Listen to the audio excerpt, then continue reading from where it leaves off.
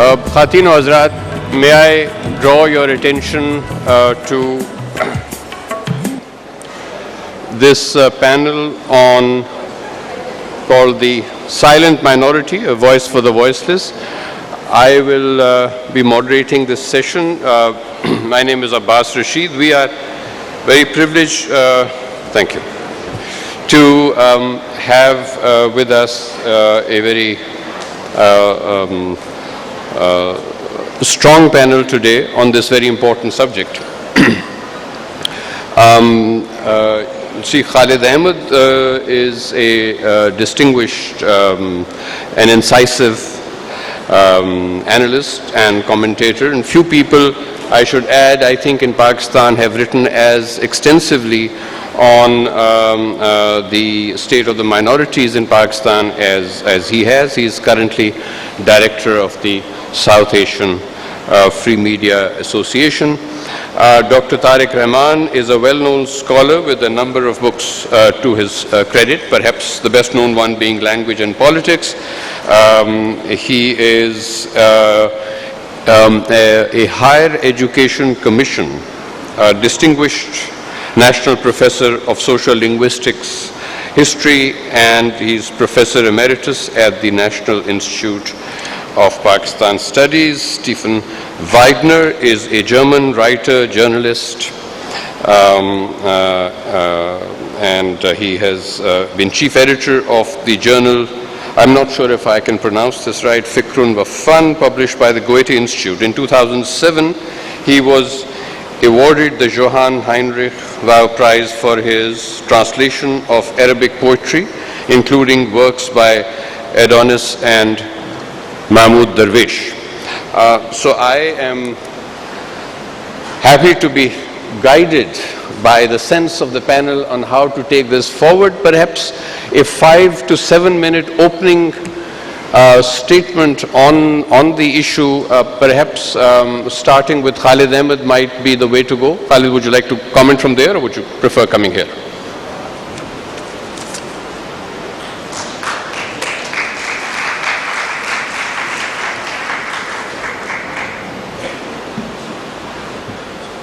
In the Constituent Assembly, there was a day when Prime Minister Liaquat Ali Khan waved a flag, and it had a white patch in it, and he said the minorities will reside in this white patch.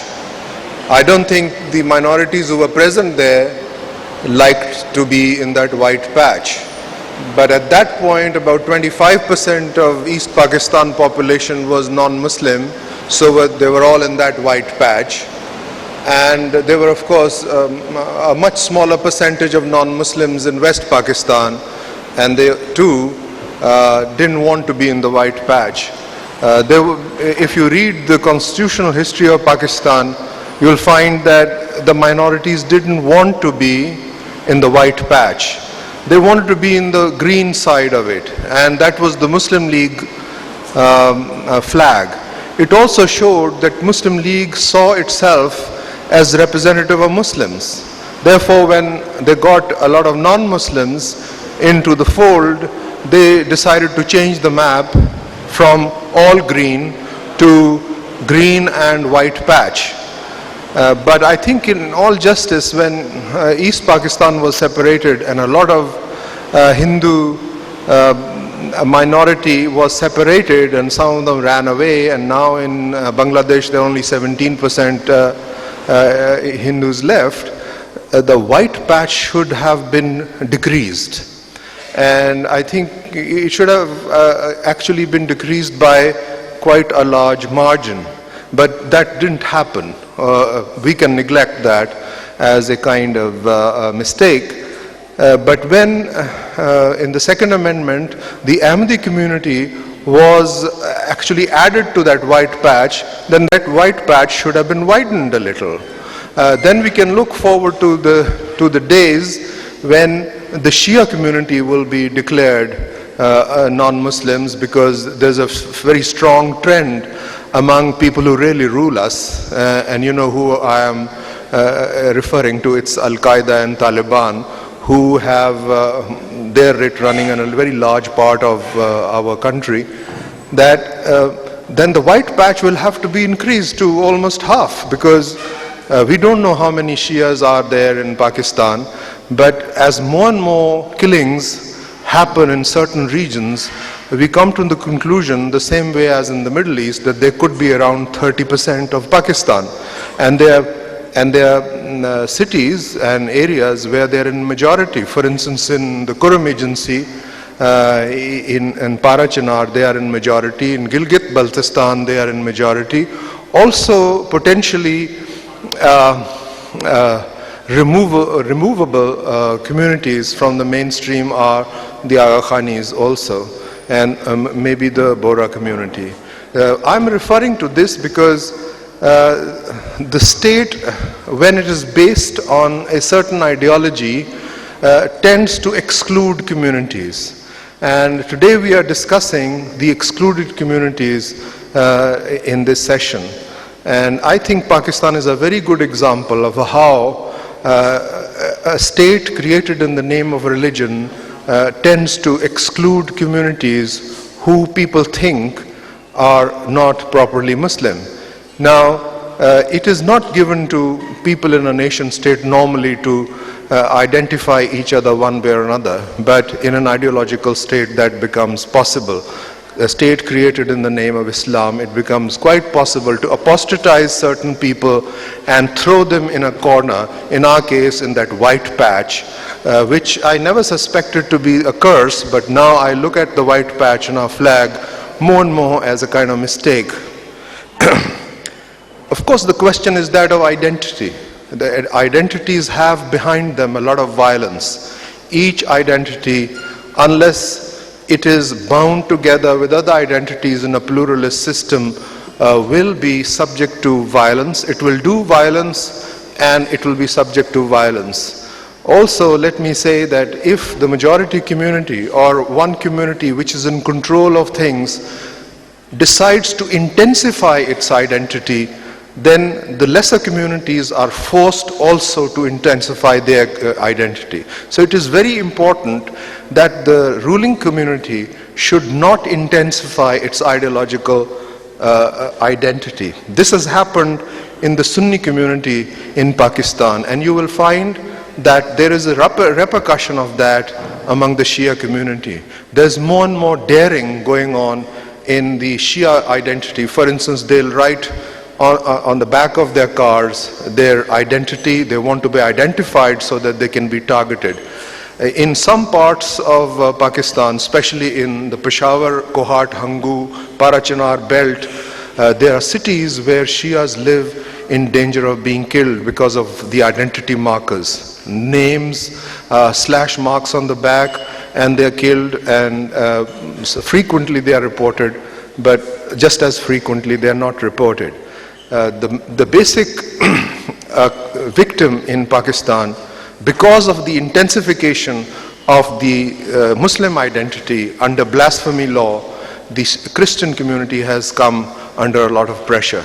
Many people say more Muslims are attracting the mischief of blasphemy law than the Christians, but I will attract their attention to the minuscule nature of the Christian community. And if you consider it proportionally, then one can say that the Christian community is very clearly being targeted through the blasphemy law. Also, there are other laws which may not be operative because of the several layers of due process in which those laws are ignored, but the laws of evidence are there. And I think very importantly in Pakistan, women are included in this minority. Numerically, they are larger than the male population, but in terms of how the state behaves towards them, they can only be included in the excluded minorities, communities which are called the minority populations. I will stop at this because I think there'll be more interesting discussion after me.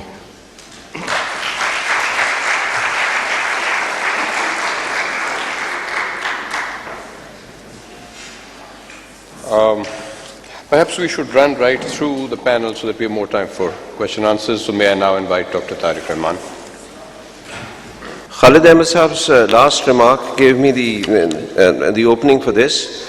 There may be a numerically large number of people who may be disempowered, and therefore they behave like a minority, like a disempowered minority.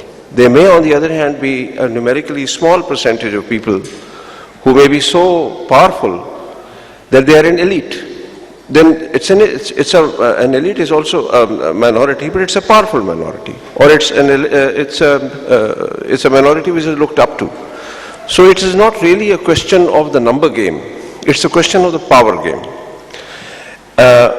While Khalid Sahab was talking about religious minorities, which is the most important question today, I'll be talking about the less important question, which is about the linguistic minorities.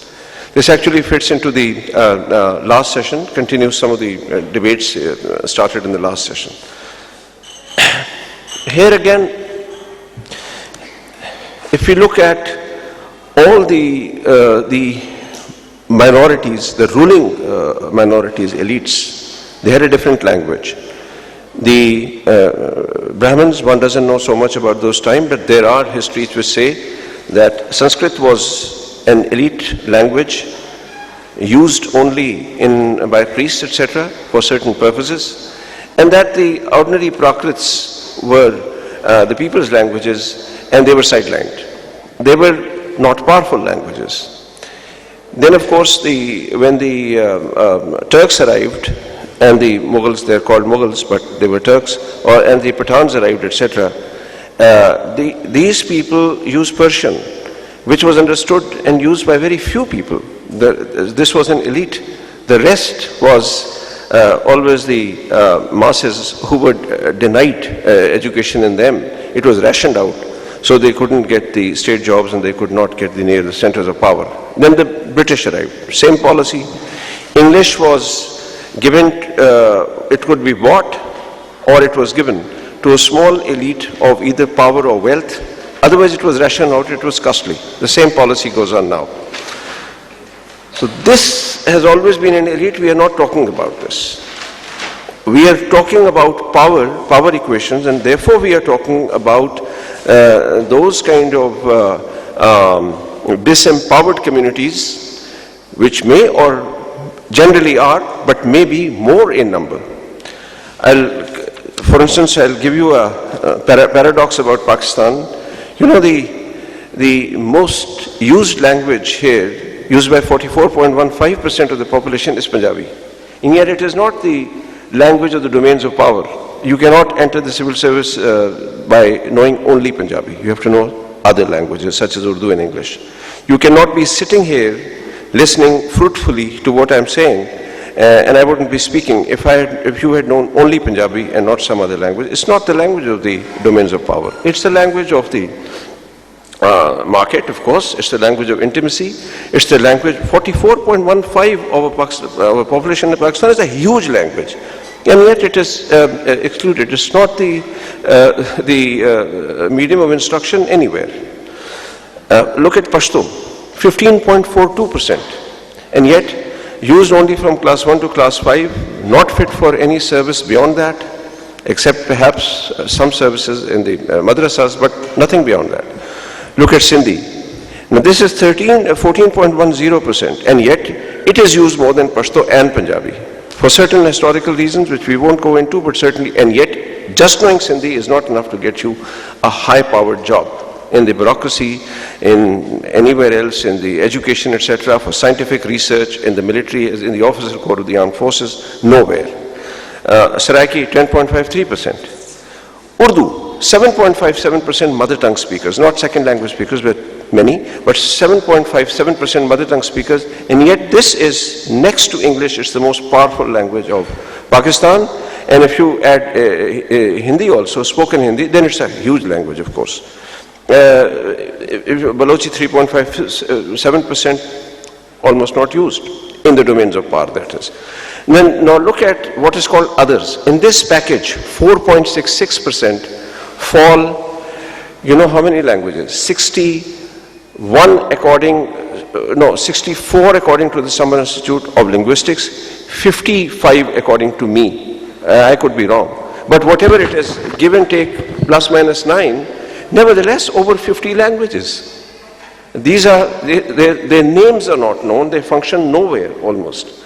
So this kind of thing, the total disequilibrium, these languages, some of them are dying, and there is a concept like language death, in which what happens is that the language dies, the last speaker dies, the community starts looking down on its own language, and sometimes the community commits what is called linguistic suicide. The community says, what's the use? Let's give it up. And the community gives it up, doesn't teach the children, and dies. They become clones, but their identity as people, their ancient roots, etc., or all, they go with the language. That is happening. Now, their poetry and everything else, etc., their folklore, etc., that is gone, that goes, and someone else takes its place, and they imitate that. That's just being like a clone. So they become sort of second-rate citizens in their own land. That is something which is happening. And if you look at Urdu, I have a book, it's called From Hindi to Urdu, A Social and Political History, in which I've looked at the way Urdu has been used in the centuries and connected that with power, etc., among other things. Now in India, it's the Urdu speakers are between 5 to 5.6%. They vary year to year, something like between 5 to 5.6, 5.8% of mother tongue speakers. Hindi is, of course, far more, 40% or so, 38% or so, etc. But there's power politics here. Indian Muslims consider that a symbol of their identity. So they call it an Indian language, and for them, this is a language of a numerical minority, all right, but should be privileged because it is the language of not only a minority which has been powerful earlier, but also a minority which has its linguistic rights, same as other citizens of India, and therefore they've got a right to preserve it. In Pakistan, the opposite kind of statements are made. This is made out to be the national language, and therefore is used as a whipping boy for the other languages of Pakistan. Look, Urdu is the national language, therefore why are you talking about Pashto, why are you talking about Punjabi, why are you talking about this, that, and the other thing? It's used for this purpose. When it actually comes to who gets which jobs, etc., and who gets a place in the drawing room, that's to say the symbolic value of the language, the capital of the language, then it is English. It is not Urdu then. Urdu has a second place, but it doesn't have the first place. In India too, Hindi has a first place only vis-a-vis the other languages, but not vis-a-vis English. So those are the great politics of the elite of Pakistan and India is capitalizing, spending money, and sort of teaching English to their children while rationing it out to other children, etc., unless they can buy it. That ghettoizes the others. So in other words, actually we do create minorities, disempowered minorities within our own cities by rationing out English, by rationing out Urdu, by not promoting the other languages, and by keeping the power of equation such that the pyramid on the top is small, and then of course it goes broader, and right below there's only rhetoric of the national language, being Urdu or Hindi, etc. The reality is otherwise. Some things can be done to change it. The first is, my point is to bring this to your notice, to make you understand it. I had some slides of about 56 languages. There isn't time for them. So a very sensible decision which we took here was not to show that slides. But let me tell you that out of those 56 languages or so, only about 16 of them have got primers, which have been written by language activists. And about 10 of them are being taught in certain schools, class 1 and class 2, preschool class 1 and class 2, which is called Kachi. Preschool. That is done voluntarily by certain people, helped by the British Council, or I don't know exactly how many, but helped by some grants, generally by foreigners. And therefore, suspected by everybody else. Those are languages in the north, some of them languages in the north like Gauri, etc., Kalami, and languages in the south and Sindh also. But the moment these NGOs leave, these languages will go back to their slow death. So the Emily, what we were talking about in the last session, was teaching in the mother tongue. I mean, this is not something new. In Papua New Guinea, I'm told, about 200 languages are taught.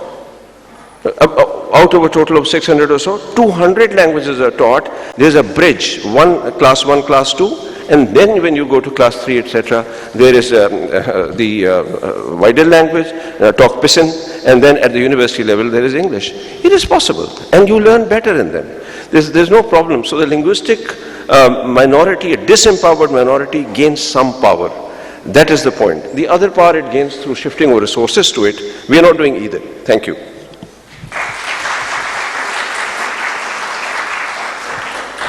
Thank you so much, Dr.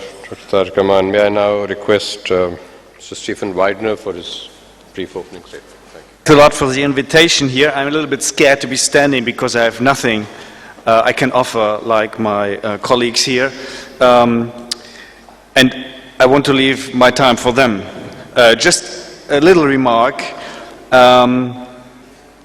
It's quite funny, and the title is The Silent Minority, I think. But in fact, we are faced, as far as I see, with a silent majority.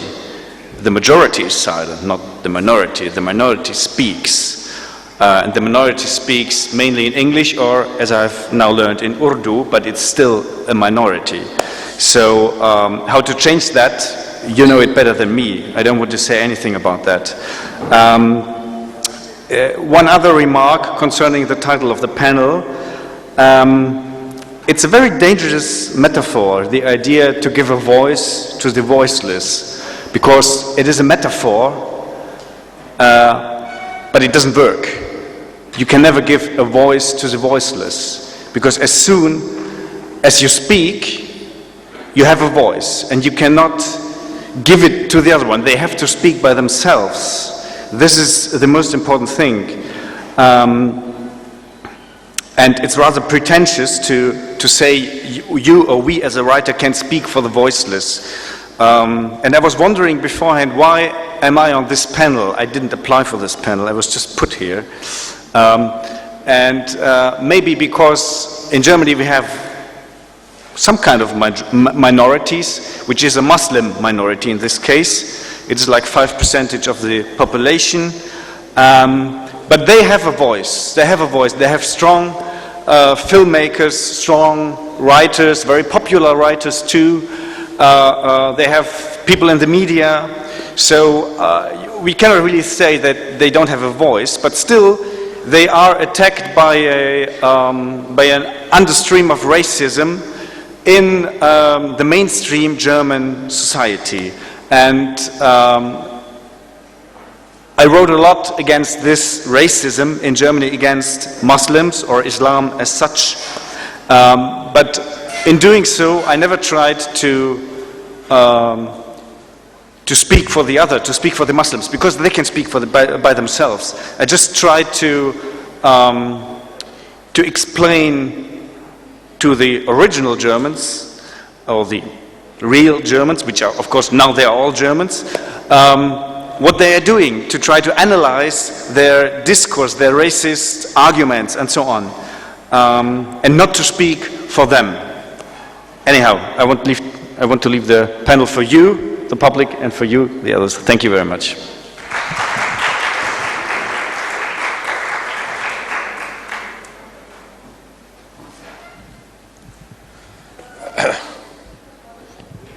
Thank you, Stephen. That was brief but useful.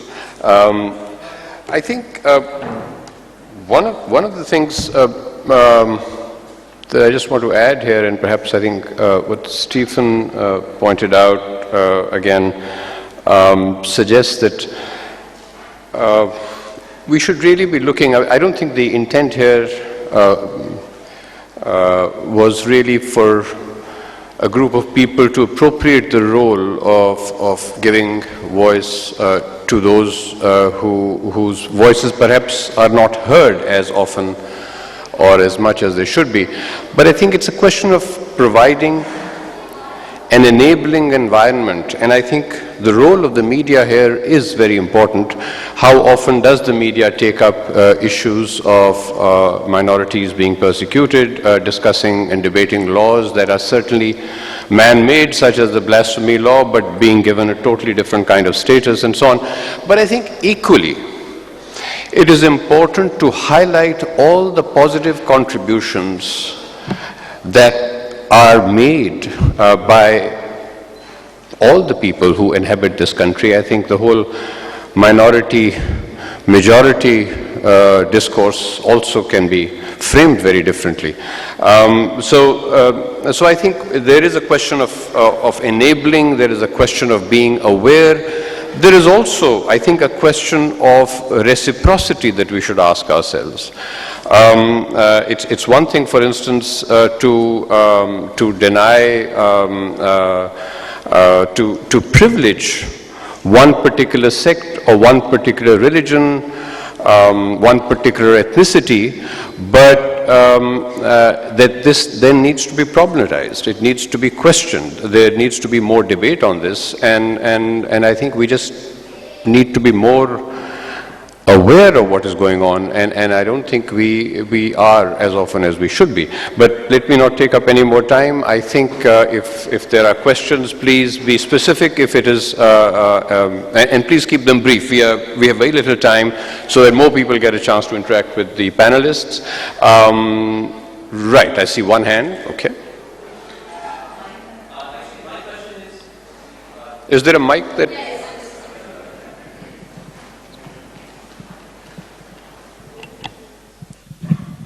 Hi. My question can you think of an example of a minority community in Pakistan that has found its voice, a minority community that was once silent, finding its voice and adding something to the discourse or making an impact on Pakistani power politics? A successful instance.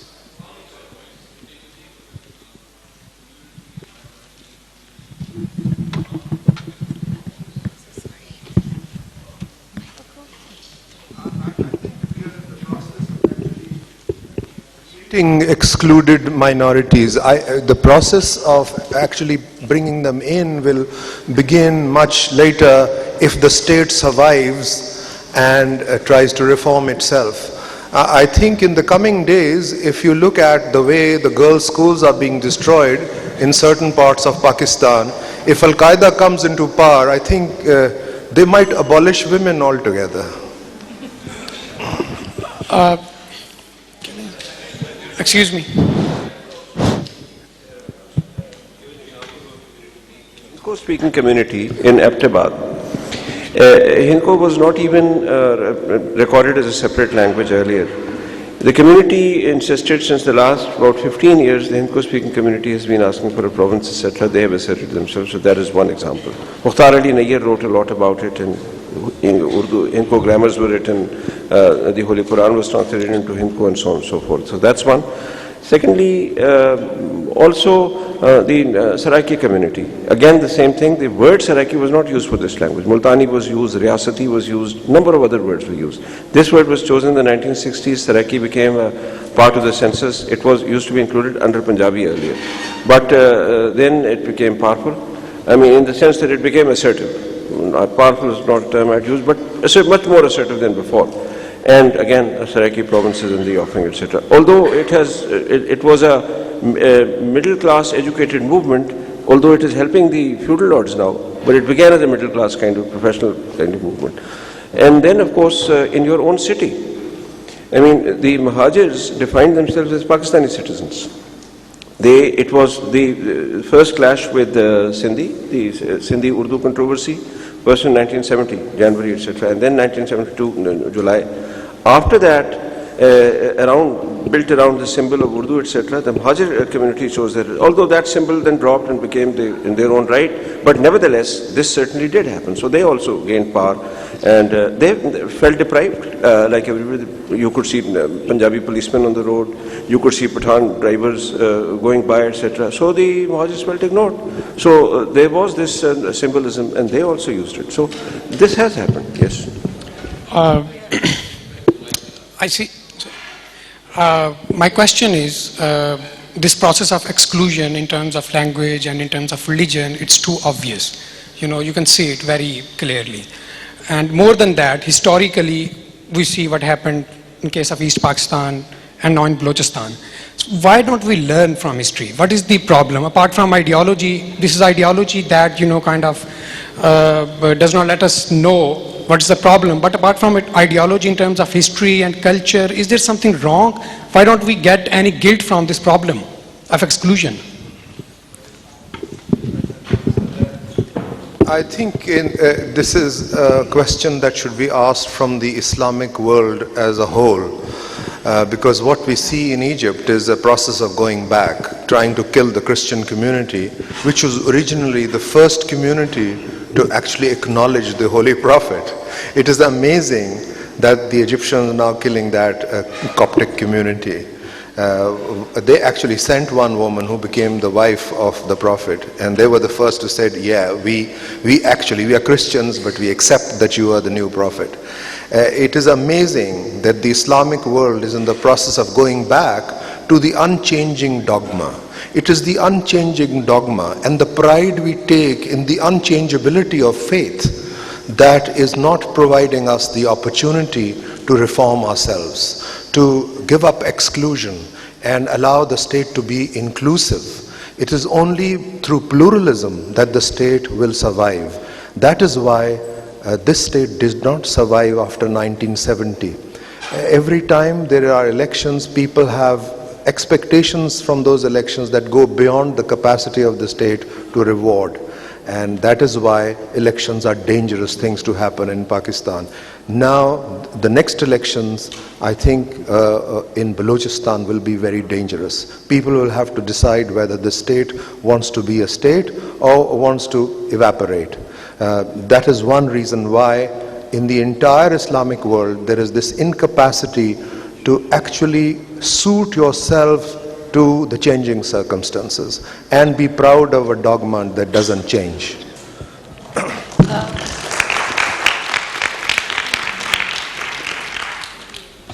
Okay, I would also like to add something to this. You know, who is we? I mean, if your assumption is we are not the decision makers, the people who give policies of this kind and act upon them are acting in the shallow interest of the ruling elite. They are the ruling elite and they are acting in the shallow interest of the ruling elite. Shallow, I say, because in the long run they get defeated too. But at that time they think that if we allow this transfer of resources, because it's a tremendous transfer of resources. Look at the example of Bangladesh. If you look at the statistics there, you find that most of the money which came by the sale of jute over there used to be spent on the Western Wing. And where was it spent on the Western Wing? On the army. Because the army used to have 80% of the resources in those days. Now the ruling elite thought that if we have a strong army, we will be able to counter India. This is so, for them this was so important that they went for CETO and CENTO and the exploitation of East Pakistan and so on and so forth. So this was the policy. So these kind of policies are followed by the ruling elite, etc. They either, very often they really can't see the consequence of their decision. Sometimes they see, but then they gamble. They say, all right, it may work this way, it may work, let's keep doing what we are doing, etc. After all, we can't let it go, we need the money. Similarly, the narrow base at the top, when I was talking about schools, etc. I mean, if otherwise, there would be, on 2% of the GNP, your expenditure on education hovers on that. Unless it goes up by 6%, etc., you can't afford to put even all children in the school, let alone teach them decently. So those policies are then supported by people who want in their, they think it is in their own interest. I'm again saying it is not, but they think it is in their own interest to allow such kind of short, selfish kind of policies to continue. That's how I see it. Why isn't there a culture of think tanks in this country? A culture of think tanks, where you can, for example, as you were just telling us, Dr. Rahman, that you were trying to connect this session to the previous one, where it was a question of mother tongue and so on. So all these suggestions should be handed over to the relevant authorities, never mind if they don't practice it straight away, but it'll be something to think about. We're all talking in the void. It's funny how, think tanks come up. They're the state-owned think tanks, and they don't allow people to come in and air their opinion. There are half a dozen of them in Islamabad. They're funded very nicely, but they produce repetitive advice of the same nature. By its very nature, a think tank will have external influence on it. It will call in experts from all over the world to come and advise. I don't think a think tank can be intellectually valid if it is closed. And our think tanks are all closed. I'll give you the example of one person who gave us a lot of money in Government College Lahore University to create a think tank. But when we applied, they said, where is the money coming from? And the money was coming from France, from an individual who was originally a Pakistani, has become a French citizen. And his condition was that you will get intellectuals from Sri Lanka, Bangladesh, India, and the center should be somewhere in Lahore. And it was shot down by the intelligence agencies. They thought it was dangerous to have that kind of think tank. What about the Jinnah Institute? I think think tanks are dangerous because they are seriously undermined by penetration from the intelligence agencies. I can actually name them, some of them in Islamabad. They produce a stream of uniform advice which adheres to the doctrine of the state, rather than trying to change the attitude of the state to give relief to people. Sorry, I have a real problem with this I must answer discussion. this question. Gee, I'm sorry, I think you guys have had a good say.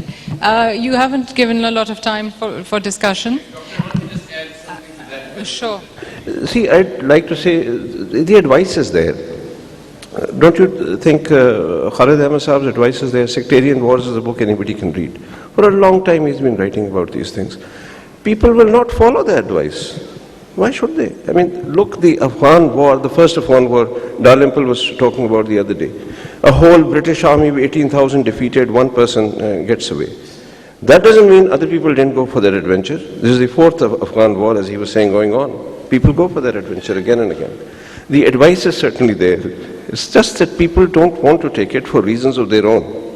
And think tanks can be compromised too, like he was just talking about. Not just by the deep state, let's say, but otherwise also. The money has to come in from somewhere. And if you are commissioning research, etc., then you may be influencing, perhaps are influencing the scholar. The university is probably the only place where unbiased research can, I'm not saying does, I'm saying can take place. Because the way I have experienced universities, nobody asks you to do anything. Actually, nobody asks you to do anything. But if you are doing it, etc., you at least do it the way you want to do it. You go for the kind of research you want to do. This happens even in our colonial state kind of universities here in Pakistan. If you want to do good research, you can. If you don't want to do it, that's another matter. But nobody actually listens to you. One small thing. We were invited, 10 people from Pakistan. I was not competent enough, but they for some reason invited me to the US to advise the American congressman not to go to war. A think tank invited us. As if anybody would listen to. Anyway, we went. We talked to them.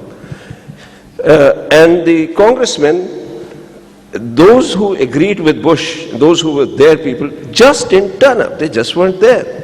Other people who didn't, they turned up and they later on said, look, so many people spoke, they came from the Muslim world. They didn't stop a war. If they don't want to listen, they will not listen. Gee, my question is, I thought this was this was going to be a panel about minorities. Why do we not have any representation of minorities on the panel? I think I strongly agree with what Stefan was saying. You can't give a voice to the voiceless except by including them. And I've seen a real kind of abject lesson in exclusion over here, because I think we should have had some of those minorities we are talking about. I also find it really difficult that a discussion which should have primarily focused on religious minorities, which are the biggest problem at the moment, has been sidelined by discussion about languages and minority languages. Because the death of a language is very different from the death of a citizen. And what is happening is we've got targeted Shia killings. I was horrified to find out the statistics on the killings of Shia doctors. Why is this hall empty now? Why should this program not have been planned in such a way as to make it possible for more people to be included in this discussion? It's very easy to keep blaming the ISI and the army and the intelligence agencies. I think we have to, as citizens, take more responsibility. The fact that we are not interested in this issue is really significant and deeply troubling to me.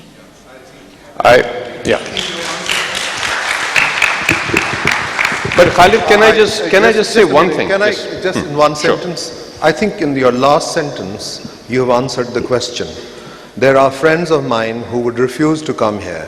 They don't want to come to any kind of forum because they can be targeted and they can be killed. You can't get an Ahmadi to come to any kind of forum anymore. They have said goodbye to this country. They are waiting for their death in their houses. The Christian community has given up in Lahore. We invite them and they refuse to come. Some of the good guys, there was one person and he was writing a novel on Pakistan. He simply one day left for Belgium and has not come back. I think we have reached a point where probably it's too late. Only the Muslims and only men can live in this country anymore.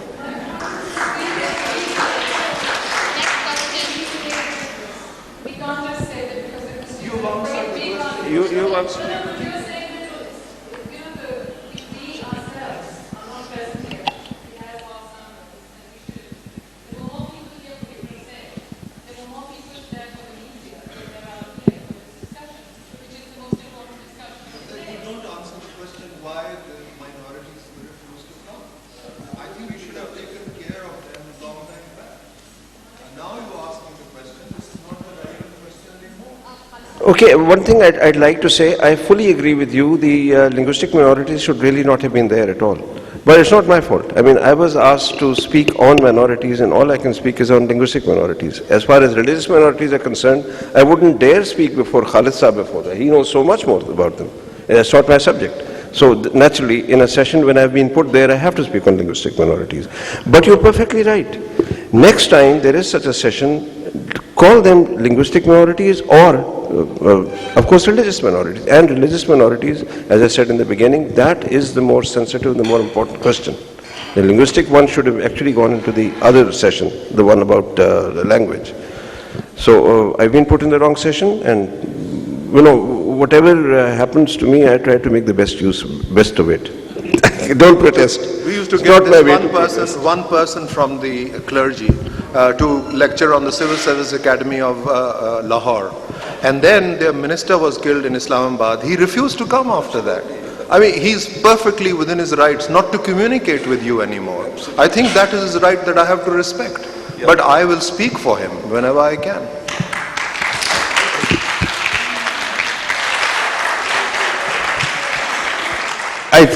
I think just to clarify, as I think Dr. Tariq Rahman has to some extent done, and Khalid,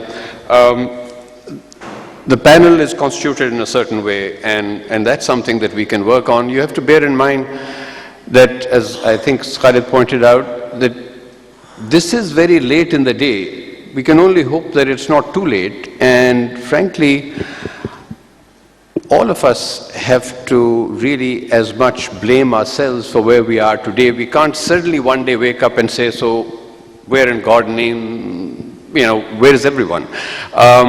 This is where we are at. These are the number of people who are interested, and the choice is only whether you think, you can make something of this from here or not. I mean, another world is only possible if you want to make it another world. Right now, this is the best you've got, and it's pretty bad. Gee. Who else? Well, the discussion has moved away from that when I raised my hand regarding the think tank. The basic thing I think is that having a think tank won't do any difference unless there is a political process in which the people who think right join that. We leave politics to somebody else. It is only the politics which is going to change. Do you agree with that? Yes, in short, yes. The politics of selfishness doesn't change, but there's voice can be very strong. I mean, if people are really concerned about something, they can do things. After all, the world has moved away from roasting human beings every other day. The world has moved away from the Albigensian heresy in which everybody was killed, that God will know their own. They said, well, you're killing good Christians. They said, God will know their own. The world has moved away from there. So it is possible for the public to put pressure to know the right things. The public does matter, and now matters now more than ever before. So it's not nothing, it's not for despair, otherwise one would not do anything. But one does it because it does matter. I just refer to what happened to Governor Salman Taseer. He had gone in defense of this Christian girl who was in danger of being killed because she had been awarded death sentence for blasphemy. Let me tell you that people spoke up in English, but not in Urdu. That's the mother tongue, which is totally poisoned. But let me tell you that the sitting government ran away, all the political parties ran away, and there was nobody to say the prayer for his funeral. When he was killed by a policeman, nobody came up. One magistrate who was actually listening to the case had to run away after two judges of the High Court said that they will defend the killer. One was the Chief Justice, one was an earlier sitting judge of the High Court. And they all defended blasphemy law. If there is so much despair, how can people get together and make their voices heard?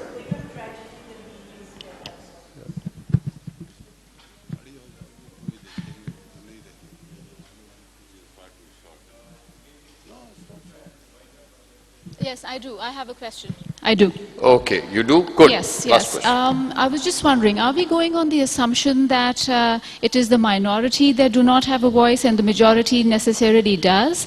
And would we consider trying to reverse the process and those who are constantly speaking and have way too much voice, take that voice away to some extent, so that those who are not get an opportunity as well?